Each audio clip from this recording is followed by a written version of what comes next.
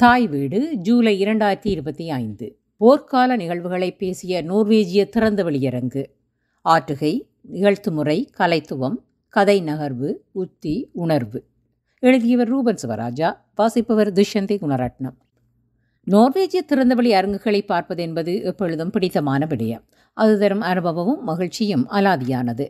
Norway தலைநகர் ஆஸ்லோவின் தெற்கு மற்றும் மேற்கு எல்லை பிரதேசமான நைட்டடால் பகுதியில் முதன்மை அரங்க குழு ஆற்றுகை செய்த நாடகம் ஒன்றினை 13/5/2025 அன்று பார்க்க கிடைத்தது. When the war came to Hakadal, ஹகடாலை போர் சூழ்ந்த போது என்பது அந்த திறந்தவெளி நாடகத்தின் தலைப்பு. இது இரண்டாம் உலகப் போரில் நைட்டடால் பிரதேசம் எதிர்கொண்ட நிகழ்வுகளின் வரலாற்று பின்னணியில் உருவாக்கப்பட்ட நாடகம். நோர்வேஜிய திறந்தவெளி அரங்குகள் கதைக்களத்துக்குரிய கலைத்துவ அழகியலுடன் நேர்த்தியாக உருவாக்கப்படுபவை. கடந்த சில ஆண்டுகளுக்கு முன்னர் சிறுவர் இலக்கிய முன்னோடிகளில் ஒருவரும் புகழ்பூத்த எழுத்தாளருமான ஆல்ஃப் பாய்சன் எனும் படைப்பொன்றினை திறந்தவெளி நாடக அரங்கமாக பார்த்த அனுபவம் உண்டு. நான் வசிக்கும் நைட்டடால் பகுதியில் ஆல்ஃப்ராய்சன் ட்ராஃபின் ஜூன் 23, 2017 தொடக்கம் ஜூலை 2 2017 வரையான 10 நாட்கள் நடைபெற்றன. அதன் இறுதி நாள் பிள்ளைகளுடன் சென்றிருந்தோம். 1970களில் வெளிவந்த நாளை உனக்கான நாள் எனும் தலைப்பில் அமைந்த ஆல்ஃப்ராய்சன் பாடல்களின் தொகுப்பினை மையப்படுத்திய திறந்தவெளி நாடக அரங்கம் ஆற்றுகை செய்யப்பட்டது. அதே ஆண்டு ஆகஸ்ட் மாதம் 6ஆம் தேதி இப்சனின் பெர்கெந்த் கவிதா மற்றும் சில நண்பர்களுடன் சென்று பார்த்திருந்தோம். அது ஒரு மலை பிரதேசத்தின் நதிக்கரையில் இரவு பொழுதில் திறந்தவெளி அரங்காக நிகழ்த்தப்பட்டது. அதன் ஒளியமைப்பு மிக சிறப்பாக அமைக்கப்பட்டிருந்தது. இரவு என்பதால் ஒளியமைப்பின் நுணுக்கத்தை விசேடமாக கண்டுணரவும் முடிந்தது. கலவன் நெட் என்னும் பேராற்றினுடைய கரையோரம் இந்நாடகத்தின் அரங்கமாக ஆக்கப்பட்டிருந்தது. நோர்வேயின் கிழக்கு பிராந்தியத்தில் ஒஸ்லோவில் இருந்து கிட்டத்தட்ட 300 கிலோமீட்டர் தொலைவில் கட்பிராண்ட்ஸ்டன் பிரதேசத்தில் கலவட் நெட் அமைந்துள்ளது. இது கடல் மட்டத்தில் இருந்து 800 மீட்டர் உயரம் கொண்டு ஒரு மலை பிரதேசம். இவை பற்றி முன்னர் விரிவாக எழுதியிருக்கின்றேன். இப்பொழுது கிரிகன் காம்டில் கடாக்டால் என்னும் இந்த திறந்தவெளி அரங்க ஆற்றுகையை பார்த்தமை நல்லதோர் அனுபவம். அதன் பேசுபொருள், ஆற்றுகை, நிகழ்த்துமுறை, கலைத்துவம், பிரதிபலிப்புகள் குறித்த பார்வையாக அமைகின்றது இந்த கட்டுரை. இந்த திறந்தவெளி அரங்கின் நிகழ்த்துறை, உத்திகள், கதை நகர்வு, ஏற்படுத்திய உணர்வு, அரங்க அமைப்பு, பயன்படுத்தப்பட்ட அரங்க பொருட்கள், பாத்திரங்கள், நடிப்பு, உடைகள், கலைத்துவம், அழகியல், இசை குறித்து எழுதுவதற்கு நிறையவே உள்ளன. வரலாற்று சம்பவங்களை மையப்படுத்திய பிரதி. ஜெர்மனிய படைகள் 1940 ஏப்ரல் 8ஆம் தேதி நோர்வேயை ஆக்கிரமித்தன. இந்த அரங்காற்றுகை நிந்தடால் பிராந்தியத்தின் ஹக்கடால் என்னும் சிற்றூரை மையப்படுத்தியது. அதாவது நாசி படைகள் அச்சிற்றூரை ஆக்கிரமித்த போது நிகழ்ந்த வரலாற்று சம்பவங்களை அடிப்படையாக கொண்டு இதன் பிரதி உருவாக்கப்பட்டிருந்தது. இதில் வலம் வந்த பாத்திரங்கள் புனைவல்ல, வரலாற்று பாத்திரங்கள். ஜெர்மன் ஆக்கிரமிப்பில் இருந்து நோர்வே விடுதலை பெற்ற நாள் 1945 மே மாதம் 8ஆம் தேதி. போர் முடிவுக்கு வந்த 80வது ஆண்டு நிறைவினை முன்னிட்டு இந்நாடகம் மே 8 முதல் 11ஆம் தேதி வரை 3 நாட்கள் ஆற்றுகை செய்யப்பட்டது.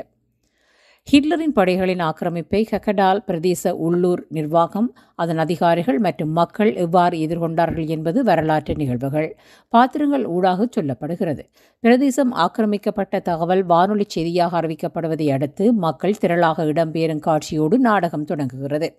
வானொலி அறிவிப்புகளே அவர்களுக்கான தகவல் ஆதாரம். இடம்பெயரும் போது அவசரத்திற்கு கையில் அகப்பட்டவற்றோடு வானொலி பெட்டிகளையும் கைகளில் ஏந்தி கொண்டு இடம்பெயர்கின்றனர். இராணுவத்தின் தாக்குதல்கள், கைதுகள், சித்திரவதைகள் என்பதற்கு அப்பால் இனத்துவேசமும் மனிதர்கள் மீது பிரயோகிக்கப்படுகின்றது. யூத குடும்பங்கள் ஹிட்லரின் படைகளின் அழித்தொழிப்பிற்கு அஞ்சி அடையாள மறைப்பு செய்ய வேண்டிய சூழலுக்குள் தள்ளப்படுகின்றமை சம்பவங்களுக்கூடாக காட்சிப்படுத்தப்பட்டிருந்தது. நாடகம் அரங்கேறிய இடமானது ஒரு பழமை வாய்ந்த கட்டடமாகும். இந்த கட்டடம் முக்கியமான ஒரு பண்பாட்டு நினைவு சின்னமாக பேணப்படுவதோடு பல்வேறு உள்ளூர் சமூக பண்பாட்டு நிகழ்வுகளுக்கான தளமாகவும் விளங்குகின்றது. இந்த கட்டடமும் நாடகத்தின் அரங்காக பயன்படுத்தப்பட்டது. குறிப்பாக பாத்திரங்கள் அந்த கட்டடத்துக்குள்ளே இருந்து வெளியே வந்தன. இராணுவ கட்டளை பீடமாக, சிவில் நிர்வாகத்தை நடத்திய அதிகாரிகளின் அலுவலகமாக, மாநகர சபை கட்டடமாக, பாடசாலையாக, வீடுகள் எனவாக பல களங்களாக மாறி மாறி அந்த கட்டடம் உருவகப்படுத்தப்பட்டது. பாத்திரங்களின் இயங்குகளம். திறந்தவெளி அரங்கம் எல்லா பாத்திரங்களினதும் இயங்குகளமாக பயன்படுத்தப்பட்டது. மக்கள் தமது துயர்களை வெளிப்படுத்தும் இடமாக, ஒன்று கூடும் இடமாக, இராணுவ ஆக்கிரமிப்பாளர்கள் தான் தோன்றித்தனங்களை கட்டவிழ்த்து விடும் இடமாக, சித்திரவதை கூடமாக, திறந்தவெளி முட்கம்பி சிறைகளாக, எதிர்ப்பு இயக்கம் தமது தாக்குதல்களை திட்டமிடும் பகுதியாக, தலைமறைவாக வாழும் பிரதேசமாக என திறந்தவெளி அரங்கு உருவாக்கப்பட்டிருந்தது. வெவ்வேறு களங்களையும் உரிய முறையில் அந்தந்த பாத்திரங்கள் உருவகப்படுத்தி ஆற்றுகை செய்திருந்தனர். இராணுவத்தினருக்கும் எதிர்ப்பு இயக்க போராளிகளுக்கும் இடையேயான போர்க்களமாக, சித்திரவதை முகாமாக, விசாரணை மற்றும் குடும்ப அட்டை வழங்கப்படும் இடமாக என கதைக்களங்களுக்கு ஏற்ற புதிய முறையில் அரங்கு இயங்கியது. அத்தியாவசிய பொருட்களை பெற்றுக்கொள்வதற்கான ரேஷன் கார்டு, குடும்ப அட்டைகளையும் பொருட்களையும் பெறுவதற்கு மக்கள் நீண்ட வரிசைகளில் நிற்கும் காட்சிகள், விநியோகத்தின் போதான அவமதிப்புகள் போன்ற காட்சிகளும் இடம்பெற்றிருந்தன. இவ்வட்டைகள் நுகர்வுப் பொருட்கள் மீதான விநியோக கட்டுப்படுத்தலுக்காக பெரும்பாலான போர் இடம்பெற்ற நாடுகளில், குறிப்பாக முதலாம் இரண்டாம் உலகப் போரின் போதும் பின் போர்க்காலத்திலும் பல நாடுகளில் பயன்படுத்தப்பட்டது. எதிர்ப்பு இயக்கம் இந்நாடகத்திற்கான உந்துதலாக அமைந்த அம்சமாக ஜெர்மன் படைகளுக்கு எதிராக எதிர்ப்பு இயக்க போராளிகளால் நடத்தப்பட்ட பாரிய தாக்குதல் சம்பவம் குறிப்பிடப்படுகிறது.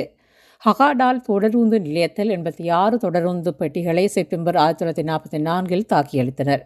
இதன் மூலம் தலைநகர் ஓஸ்லோவிற்கும் இன்னொரு நகரான ஜோவிக்கிற்கும் இடையிலான ஜெர்மனிகளின் விநியோக பாதையை துண்டித்தனர். நாடகத்தின் இடைவேளைக்கு முந்தைய காட்சி கைதிகள் சித்திரவதை முகாமில் கொடுமையாக நடத்தப்படும் காட்சியாகும். இடைவேளையின் போதும் பார்வையாளர்களை அதே உணர்வுக்குள் வைத்திருக்கும் பொருட்டு அந்த காட்சி, அதாவது கைதிகள் அடிமைகளாக நடத்தப்படும் காட்சி, அரங்கிற்கு சற்று புறமாக இருந்த தோட்டத்திற்குள் தொடர்ந்து நிகழ்த்தப்பட்டு கொண்டிருந்தது. கைதிகள் அடிமை வேலைகளில் ஈடுபடுத்தப்படுவதாகவும், பொதிகள் சுமக்க வைக்கப்படுவதாகவும், துன்புறுத்தப்பட்டு கடுமையான வேலைகளில் ஈடுபடுத்துவதற்கான காட்சிகள் இடம்பெற்றபடி இருந்தன. கலைஞர்கள் மிகவும் அர்ப்பணிப்போடு ஆற்றுகையில் ஈடுபட்டிருந்தனர். இடைவேளையின் போது பெரிதாக யாரும் தம்மை பார்க்க மாட்டார்கள் என்ற அலட்சியம் இல்லாமல் இயங்கினர். பார்வையாளர்களின் மனநிலையை நாடகத்திற்குள் தக்க வைத்திருப்பதற்கான பொருத்தமான உத்தியாகவும் இதனை பார்க்க முடியும். யூத பெண்ணுக்கும் அவருடைய நோர்வேஜிய நட்புக்கும் இடையில் ஒரு உரையாடல் நடந்து கொண்டிருந்த காட்சியில் இயல்பாக ஒரு பயணிகள் விமானம் வானத்தில் பறந்தது. அது எதிர்பாராத தருணத்தில் அதே வேளை இயல்பாக நிகழ்ந்தது. ஆற்றுகையாளர்கள் அதனை ஒரு போர் விமானமாக கருத்தில் கொண்டு காட்சியை மெருகூட்டினர். தொழில்முறை அல்லது தேர்ந்தெடுத்த கலைஞர்கள் எப்படியொரு அசாதாரண சூழலை நாடகத்தின் காட்சிக்கு உரிய வகையில் உள்வாங்கி வசப்படுத்தி ஆற்றுகையை மெருகூட்டுவார்கள் என்பதற்கு நல்லதோர் எடுத்துக்காட்டாக அந்த காட்சி அமைந்தது. இசையின் பங்கு காட்சிகளுக்கு உயிரூட்டுவது என்பதை தாண்டி ஒரு போர் சூழலை, ஆக்கிரமிப்பு மிக்க இனவெறி சூழலையும், மக்களின் துயரையும், ஆக்கிரமிப்பிற்கு எதிரான போராட்ட குணத்தினையும், அவற்றுக்குரிய களங்களையும் உணர்வுபூர்வமாக பிரதிபலிப்பதில் இசையின் பங்கு முக்கியமானதாக இருந்தது. மேடையற்ற திறந்த வெளி, ஒளி அமைப்பு அற்ற வெளி, மட்டுப்படுத்தப்பட்ட அளவிலேயே அரங்க பொருட்கள் பயன்படுத்தப்பட்டன. இப்புறநிலைகளின் இசைக்கு கூடுதல் வகிபாகம் இருந்தது. பாடல்களும் உத்தியோகபூர்வமாக பயன்படுத்தப்பட்டிருந்தன. குறிப்பாக போராளிகளின் உணர்வுகளையும், ஆக்கிரமிப்பிற்கு எதிரான விடுதலை உணர்வையும், போராட்ட செயல்பாடுகளையும், தமது திட்டங்களையும் வெளிப்படுத்த பாடல்கள் பயன்படுத்தப்பட்டன. அவர்கள் பாடுவதாகவே காட்சிகளும் அமைந்திருக்கப்பட்டன. கதையை நகர்த்துவதற்கும் திருப்புமுனை காட்சிகளுக்கும் உரிய உத்தியாக வானொலி செய்திகள் பயன்படுத்தப்பட்டன. அது மிக இயல்பானது. போர் உட்பட்ட நெருக்கடி சூழல்களில் வானொலி செய்திகளே நிகழ்வுகளை மக்களுக்கு அறிவிக்கின்றன. ஜெர்மன் சிப்பாய்க்கும் நோர்வேஜிய பெண்ணுக்கும் இடையில் காதல். ஜெர்மன் படையை சேர்ந்த ஒரு சிப்பாய்க்கும் நோர்வேஜிய பெண்ணுக்கும் இடையில் காதல் மலர்கிறது. மொழி புரியாத சூழலில் இருவரும் காதல் வயப்படும் போதான சந்திப்புகளும் சம்பவங்களும் சுவாரஸ்யமும் நகைச்சுவையுமாக காட்சிப்படுத்தப்பட்டிருக்கின்றது. ஒரு கட்டத்தில் உக்கிரமான போரில் அந்த சிப்பாய் இறந்து போகிறான். அவரது குழந்தையை அவள் வயிற்றில் சுமந்தபடி அவனை பிரிய நேர்கிறது. ஜெர்மன் இராணுவத்தை சேர்ந்தவர்களுடன் உறவு கொண்ட நோர்வேஜிய பெண்களுக்கு பிறந்த குழந்தைகள் போரின் போதும் போருக்கு பின்னரான காலத்திலும் நோர்வேஜிய சமூகத்தில் மிகவும் புறக்கணிப்புகளுக்கு உள்ளாகினர். ஒரு குடும்பத்தை சேர்ந்த பல பாத்திரங்கள் இதில் இடம்பெற்றிருக்கின்றன. நேரெதிர் குண இயல்புகளையும் நிலைப்பாடுகளையும் கொண்ட பாத்திரங்கள். ஒரு சகோதரன் முற்றுமுழுதாக ஜெர்மன் படைகளோடு இணைந்து அவர்களுக்கு விசுவாசமாக இயங்குகிறான். சொந்த மக்களை துன்புறுத்த நடவடிக்கைகளில் ஈடுபடுகிறான். இன்னொரு சகோதரன் எதிர்ப்பு இயக்கத்தில் துடிப்போடும் போராட்ட குணத்தோடும் செயல்படுகின்றான். ஒரு சகோதரி ஜெர்மன் சிப்பாயிடம் காதல் வயப்படுகின்றாள். அவனது குழந்தையை தன் வயிற்றில் சுமக்கிறாள். சமூகத்தின் வசவுகளுக்கும் புறக்கணிப்புக்கும் உட்படுகின்றாள். மக்களின் நன்மைக்காக ஜெர்மன் நிர்வாகத்தில் கட்டளைக்கு இணங்கி நடக்கும் அதிகாரி பாத்திரம் இடம்பெற்றுள்ளது. அந்த பாத்திரம் தன்னால் இயன்றளவு தகவல்களை மக்களுக்கும் எதிர்ப்பு இயக்கத்திற்கும் வழங்கி வந்தது. அவருடைய செயல்பாடு ஓர் இயக்கத்தின் இரகசிய புலனாய்வு செயல்பாட்டு வகையை சார்ந்தது. இத்தகைய நிகழ்வுகள் போருக்கு முகங்கொடுக்க நேர்கின்ற போராட்டங்களை முன்னெடுக்கும் எல்லா நாடுகளிலும் எல்லா சமூகங்களின் மத்தியிலும் இயல்பாக இடம்பெறக்கூடியவையே. பெரும்பாலான போர்ச்சூழல்களில் இத்தகைய அனுபவங்கள் அறிந்திருக்கின்றன. இவற்றை கருப்பு வெள்ளையாகவோ தியாகி துரோகி என்ற ஒற்றை பரிமாணத்திலோ அணுக முடியாது என்பதே யதார்த்தம். மனநிலைகள், மனித உணர்வுகள், இயல்புகள், சந்தர்ப்ப சூழ்நிலைகள், நிர்பந்தங்கள், தேவைகள், தெரிவுகள் போன்ற அனைத்தினூடாகவுமே இவை பார்க்கப்பட வேண்டியவை. எதிர்ப்பியக்க போராளிகள் அனைவரும் ஜெர்மன் படைகளால் சுற்றி வளைக்கப்பட்டு கைது செய்யப்படுகிறார்கள். பின்னர் கண்கள் கட்டப்பட்டு வரிசையில் நிறுத்தப்பட்டு ஒருவர் பின் ஒருவராக சுட்டு கொலை செய்யப்படுகிறார்கள். ஜெர்மன் படைகளுடன் சேர்ந்து இயங்கிய சகோதரன் கைது செய்யப்பட்ட எதிர்ப்பியக்கத்தை சேர்ந்த தன் சொந்த சகோதரனையே சுடுமாறு கட்டளையிடப்படுகிறார். ஆக்கிரமிப்பினை பிரதிபலித்த அரங்கு. இராணுவ அணிவகுப்பு, படைச்சிப்பாய்களின் நடமாட்டம் எனவாக அந்த சூழல் ஒரு வகையான ஆக்கிரமிப்பினை பிரதிபலித்தது. சிறையில் இருந்து எதிர்ப்பியக போராளியொருவர் மீட்கப்படுகிறார். சிறையை உடைத்து அவரை மீட்பதான காட்சி. திரைப்படத்தில் ஒரு சிறை மீட்பு சண்டை காட்சி எப்படி இருக்குமோ கிட்டத்தட்ட அதற்கு நிகராக அது நிகழ்த்தப்பட்டது. பழைய காலத்து அசலான இராணுவ ஜீப் வண்டி, பழைய காலத்து கார் ஒன்றும் பயன்படுத்தப்பட்டிருந்தது. துப்பாக்கி ஏந்திய இராணுவத்தினரின் நடமாட்டம் ஆங்காங்கு நிலவியபடி இருந்தது. அது ஆக்கிரமிக்கப்பட்ட ஒரு பிரதேசத்திற்குள் இருப்பதான உணர்வை பார்வையாளர்களுக்கு கடத்தும் வகையிலும் இருந்தது.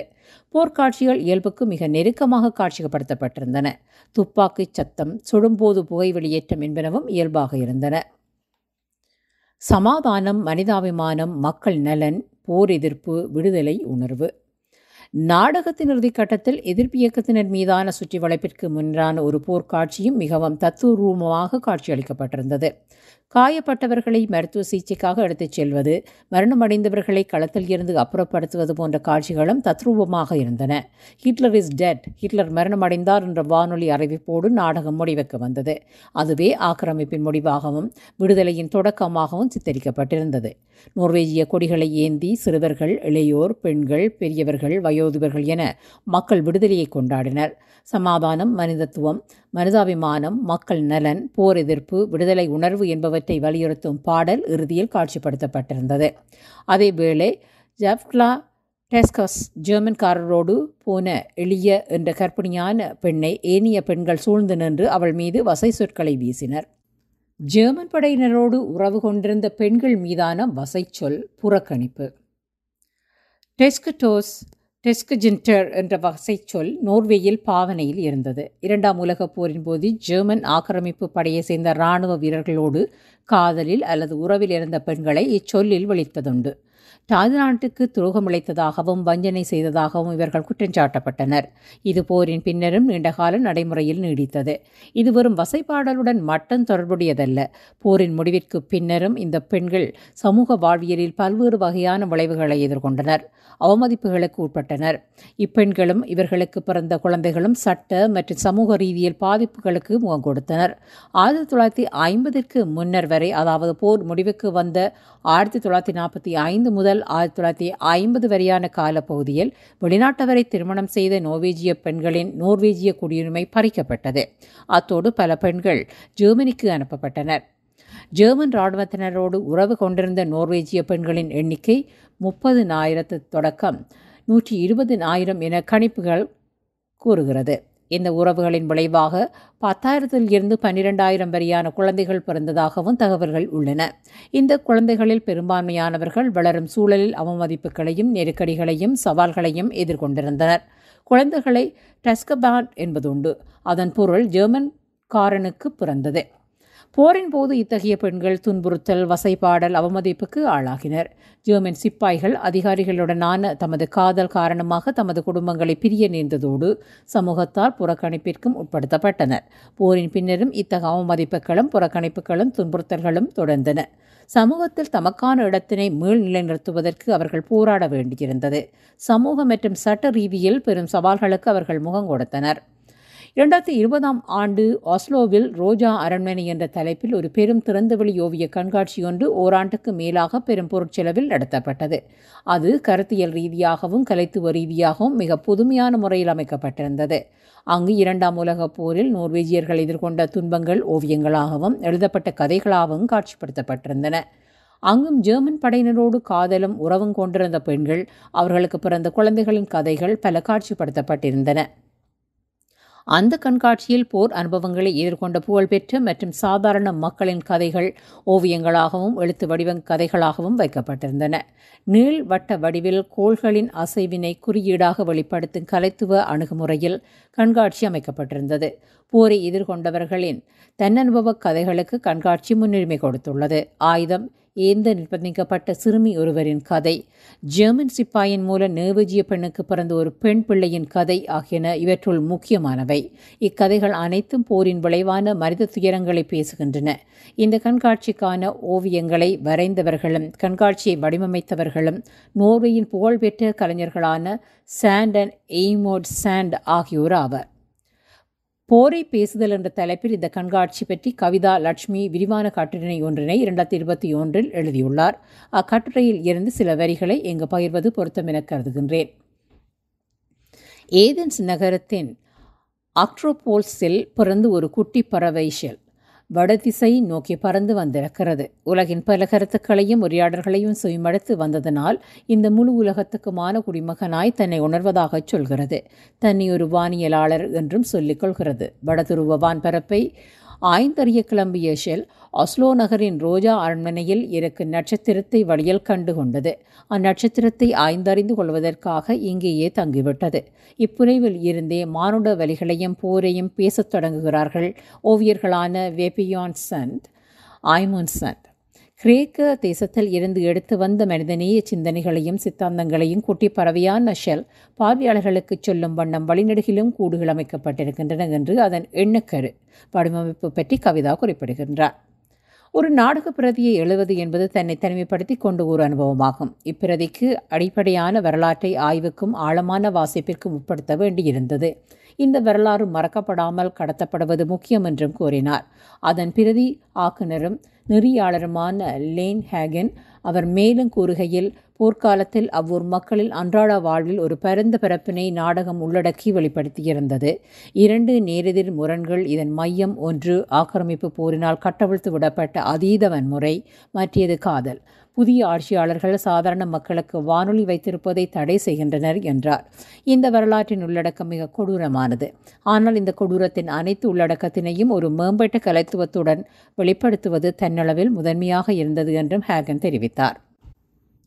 ஒரு போரை பேசுவது, எழுதுவது அல்லது அதனை ஏதோ ஒரு கலை வடிவத்தின் நூடாக பிரதிபலிப்பது அத்தனை இலகுவானதல்ல. துன்பியலை பேசுவது மனதை கலங்கடிக்கச் செய்யக்கூடியது. எத்தனை பெரிய துன்பமாக இருந்தாலும் கலையூடாகச் சொல்லும்போது அது பிரச்சாரமாக இல்லாமல் கலைக்குரிய அம்சங்களோடு வெளிப்படுத்தப்பட வேண்டும். மனங்களோடு ஊடாக வேண்டும். உணர்வை கடத்த வேண்டும். இந்த ஆற்றுகை போரை பேசியது, அழகியலோடு பேசியது, காதலை பேசியது, இடப்பெயர்வை பேசியது, துரோகத்தை, தியாகத்தை பேசியது, எதிர்ப்பரசியலை, ஆயுத கிளர்ச்சியை, போராட்ட உணர்வை பேசியது, இனவாதத்தை, இனத்துவேசத்தை, அதிகாரத்தை, கைதிகள் மீதான சித்திரவதைகளை, மனித நேயத்தை, விடுதலை வேணவாவை எனவாக ஒரு போரின் எல்லா அம்சங்களையும் பேசியது. அத்தனைக்குள்ளும் கலை இருந்தது. நன்றி.